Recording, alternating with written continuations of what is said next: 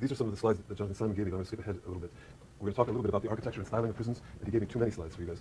He started with his own hometown of Chicago, the famous city of Big Shoulder, Sears Tower, Lake Michigan, Hancock Building. Some of this you've already seen, the Auburn system versus the convict lease system. The Auburn system came to prominence in the northern and western states. Ultimately, the convict lease was in the southern states, as long as you want to call Arizona and Texas southern states. By the time they developed into a big house, late 19th century, this is San Quentin. We'll show you some other photos. I'll show you a close-up photo later. This is like a tourist postcard of San Quentin. Notice that there are windows, though. But San Quentin in 1852 was a lot more humane than Pelican Bay at any time, arguably. Alcatraz, a short live federal penitentiary. Some of you have been there. People always want their money back when they find some people in prison cells. Alcatraz. Stateville. You guys have seen that one before? I'm trying to see. This is the famous Illinois prison. This is the long block, where these are the round panopticon style ones with the internal. This is the general model of Stateville. This is the height of enlightenment of 1925. This is the interior of Stateville with the Foucault's Bentham's guard tower and the cells lit from the outside with the overall lighting. This is an aerial view from 1925. Jackson. This is Michigan. I have a student who's doing an honors thesis on Jackson. Jackson is the Michigan State Penitentiary, and as Michigan was sort of the Silicon Valley of the 1920s and 30s with the auto industry, etc. You can say, in a sense, and Jonathan Simon is arguing implicitly that there's a kind of homology, a similar structure between the dominant economic labor control forms of an era and the penal forms. And so the Jackson prison looks an awful lot like one of the big Ford factories, which is about 30 miles away, which that's Jackson prison, but it's long assembly line type thing. Look, this is the interior. Actually, I was at San Quentin last month. It looks a lot like that at San Quentin to this day. San Quentin was of that era. Jackson prison, the workshop. Jackson prison, the workshop. These are machine tools. Jackson prison, the workshop. Again, industrial era. The central board, I think you've had some of this. So you guys, Chicago School people, Burgess and Park? Talk about these are the great founders of modern sociology in Chicago. Burgess in particular studied the district of Chicago and the crime zones and the gang zones, along with Frederick Thrasher and Foundation of Gangs. You skip ahead. The romanticization. Jonathan's arguing. Okay, good. These are famous Life magazine mafia guys beating up Ford unionists. Henry Ford himself. This is the giant factory at River Rouge, which is being implicitly compared to the Jackson prison. Integration, reform. So reformism ultimately gets sort of abandoned gradually. Why did they get after the work when it did? You've seen this stuff. And then after World War II, there's sort of different ideology caught between it. We came to this period with correctional institutions. So these begin to look a little bit more like, in particular, the one on the right. Have you seen that slide? That's the California Institute for Women. It used to be called Frontera. It's down in San Bernardino. And back when it was founded in the 50s, I'll give you a little more genealogy of this, they actually could wear their own clothes. And they had they were like sororities or something like that. Maybe not pom-poms, I'm not sure. But in that time, it was much more reformist and more humane, partly because of a different view of gender of the era, but partly because it was an era of the kind of reformist vision in California still had effect. Soledad, then you pass that on 101 as you drive south. Of course, that's where George Jackson was. We'll come back to him. Then they begin to get more mall-like as the 60s move on. Look at this. I use a giant parking lot here in a big box store with a multiplex theater. But the gradual development of the architectural forms mirrored the general architecture of the time. So we're moving away from the factory more toward the mall, and I'm going to argue in the latter system. So this is another view closer up to California Institute for Women from the 50s. Look at the trees, look at the little lake. It almost looks like a summer camp, or it actually looks like one of the UC Riverside, which is nearby. Sorry for Riverside. I thought for non-user Irvine, it's about like that. It's an artificial lake. Okay, so we've been through Chessman and on next? Yeah, okay. Jonathan's suggestion is that there's kind of the new model of the prison is parallel to the sort of diminishing importance of industrial style labor, and more, as we read the Wacon article, that was assigned for today from the Dailys, Wacon, which talks about the devaluing of labor and the increasing sort of incarceration or enclosure in urban spaces. That is, he talks about the history of slavery, Jim Crow, then the ghetto within the prison, especially for black and Latinos in major U.S. cities. And so that work by the Chicago School in the 20s was in fact foundational for understanding this way. Angela Davis, George Jackson, Attica, this is last time, the time before, Patty Hearst. She never graduated a degree from here, but she still got famous. So there are ways to drop out and still be famous. She's been in 3 John Waters films, if you've seen, but she also.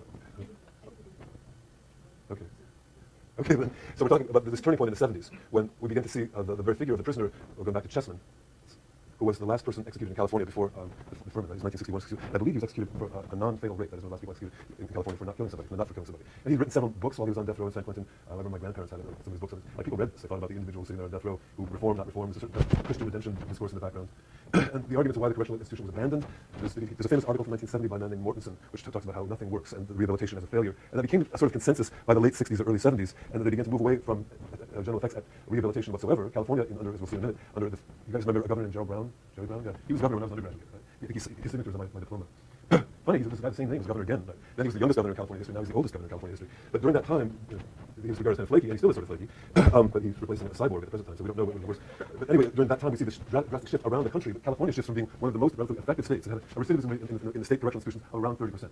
Then from the Brown administration to the Division administration to the Davis administration to the Wilson to Davis, Division, Wilson, Davis, Terminator, and then Brown, we have a recidivism rate around 72% at the end of the year. And so we've seen that even though under Brown in the 70s they began to declare that it's no longer, incarceration was no longer about rehabilitation, they dropped rehabilitation from the title in the 70s. So it was punishment. I mean, some states went farther. I think Arizona just calls it the Department of Brutality or something like that. California is called the Department of Corrections. Anyway, there was a turn away from the forms of sort of pastoral normalization that you associate with the correctional institution and toward just this kind of warehousing. Jonathan, in his other work, if you've read some of it, argues that it's part of the backlash against kind of the shifting demographics of the country and assertion of rights by otherwise subordinated populations. And notice in the southern states that the institutions are still almost entirely black. They're the ones in Mississippi and Angola, they still call them, they're not called penitentiaries, it's called the plantation. And the people still get caught, and they still have men with leg chains, and they still have guys on horses with shotguns and bullwhips watching over them. The convict lease system has never entirely died, and is maybe undergoing sort of nostalgic rebirth, like Happy Days, or some parts of the South. This was a famous attempt, Fred Cruz, who made an appeal to law libraries, and they shifted all libraries, in fact, it became just law libraries. It became part of the Inmates' Bill of Rights, which was passed by Congress, and then later, within a couple of years, repealed. Angela Davis, may know her. She was around here a couple weeks ago. I certainly know her personally. George Jackson, this is the famous shootout in Marin County Jail where he died, a judge died, and 5 or 6 other people died trying to break him out. And partly as a result of his thought had been set up. Attica in New York State was an uprising, also famously brutal, and the liberal Republican governor Rockefeller, liberals in the 10 quotes, but at the time we waited a few days and sent in the local constabulary and the National Guard with automatic weapons. 43 dead, of whom 39 were inmates, and I think 3 or 4 were guards. Actually, most of those were thought to have been killed by gunfire from outside because prisoners didn't have guns. This was the post-Attica kind of mass humiliation and backlash. You've ever seen the Al Pacino movie Dog Day Afternoon? He was like putting up, Attica, Attica, Attica. It was, those of you too young to remember, which is everybody, this guy wasn't me. Attica was a pivotal moment for the uprising in New York.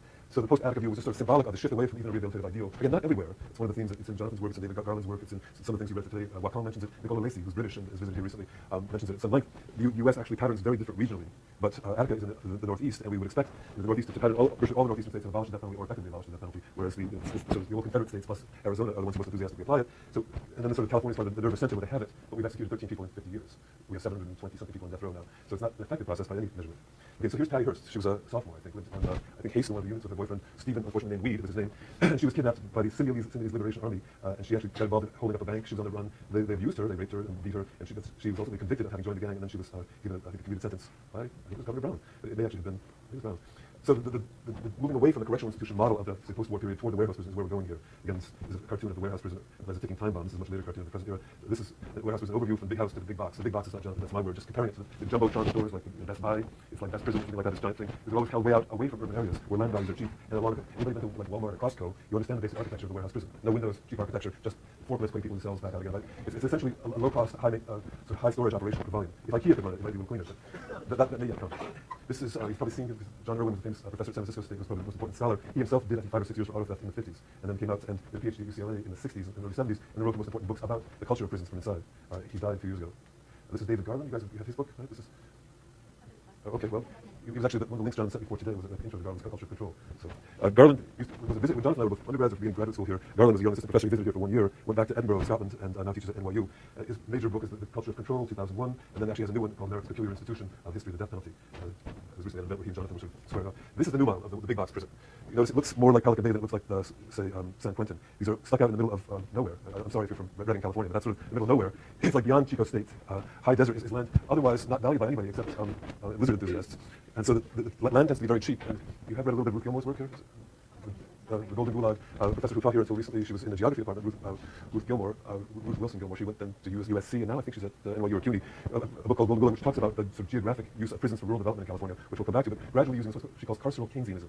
Keynesianism means using government investment to boost local economies. And this is in the 1930s and 40s, so where they would put factories in certain areas being development. They would put huge investments like the Tennessee Valley Project or the Hoover Dam in particular areas. Under Reagan, they call it military Keynesianism, where under Reagan, he would put military bases where you needed local investment, or also where they go to Republican under Reagan. It's kind of famous. In California, she argues, as part of her book, that's why she's an economic geographer, that California has used its expansion from 12 prisons to 34, I think it is today. That's adult prisons. Well, you got another dozen of the CY Public Youth Authority, was 40-something. If you add the boot camps, it's up to the 60s or 70s. But they've used these major prisons as sort of forms of local patronage.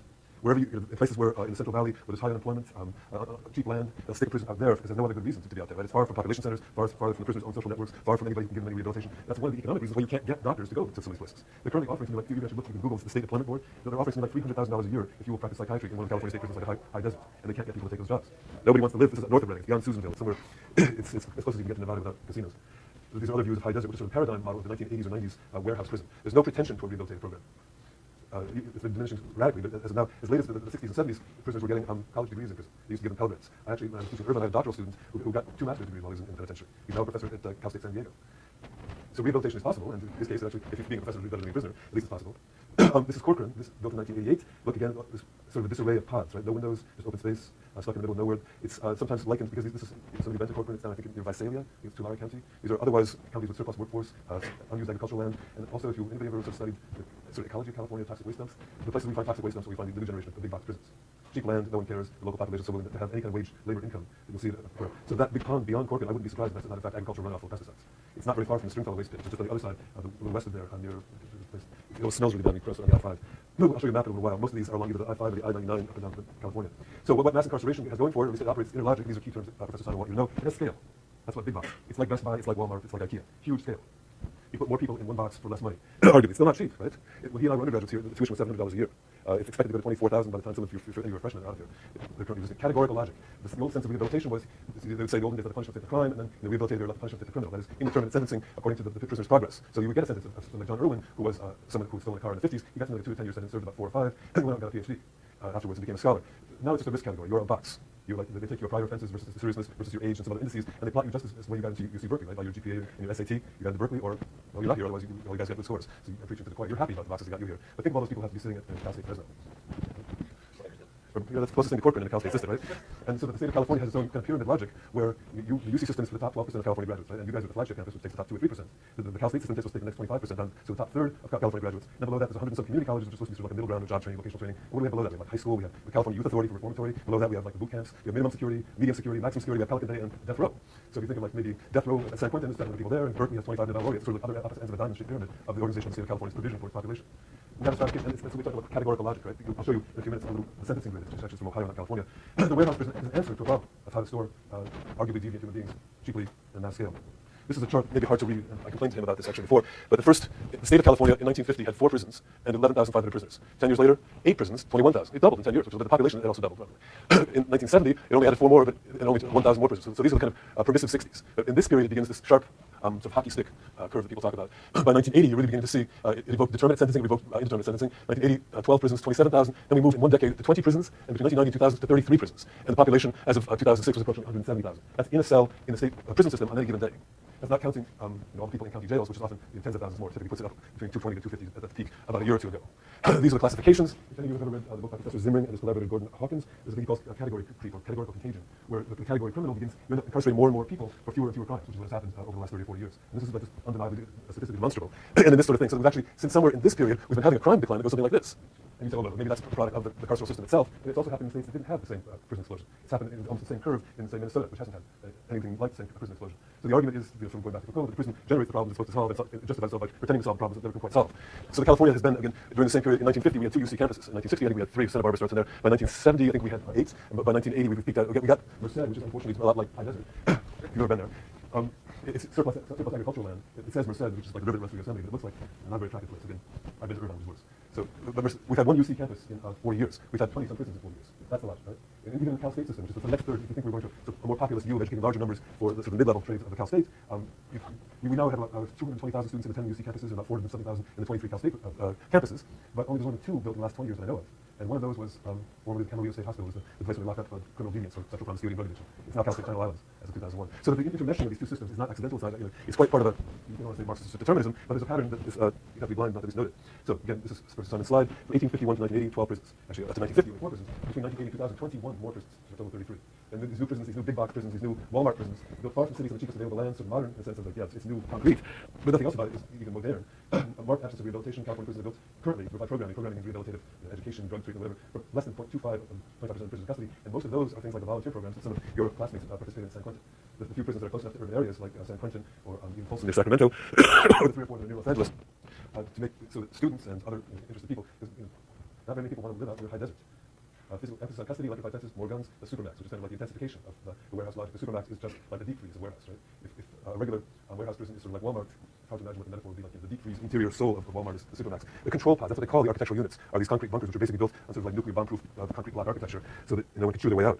Heavy use of electronic technology. Yes, where Foucault used to have the little lighthouse tower in the middle for constant surveillance. Now they just have 24-hour the lights are on themselves, which is one of the things that's driven people crazy, and constant camera surveillance. The internal order of the penitentiary. Dramatic downscaling and demoralization of the treatment and educational staff. That's why is there so much recidivism, so little treatment, so much insanity, so little education? Well, yeah, they stopped paying the people, or they shifted them all toward the correctional officers, who have shifted their own identity over the last 30 years. They've had you get paid more as a starting correctional officer than you do as an assistant professor at UC Berkeley. Maybe that's fair, because I wouldn't do it. But it suggests that there's a kind of shift of priorities in the system. Emphasis on disciplinarity as opposed to rehabilitation. Prisoners, some of the prisons do have internal grievance systems that are mostly sort of, again, this is work by Professor Kitty Calavita, who's recently talked here on this, studying the prison. But primarily they file these sort of Eighth Amendment lawsuits. They write them themselves, and they mostly kind of go around in a paper chase without very much reform. That's how Felton Henderson got Madrid v. Gomez, the case that you saw was by prisoner complaints coming out of the secure housing unit at Pelican Bay. The disappearance of therapy altogether. It's now estimated by Professor Peter Celia, you may have heard her name, she's currently at Stanford, she's my colleague at Irvine, that in 1950 we had roughly as many people in California locked up in mental institutions as we did in prisons. Going back to the slide there.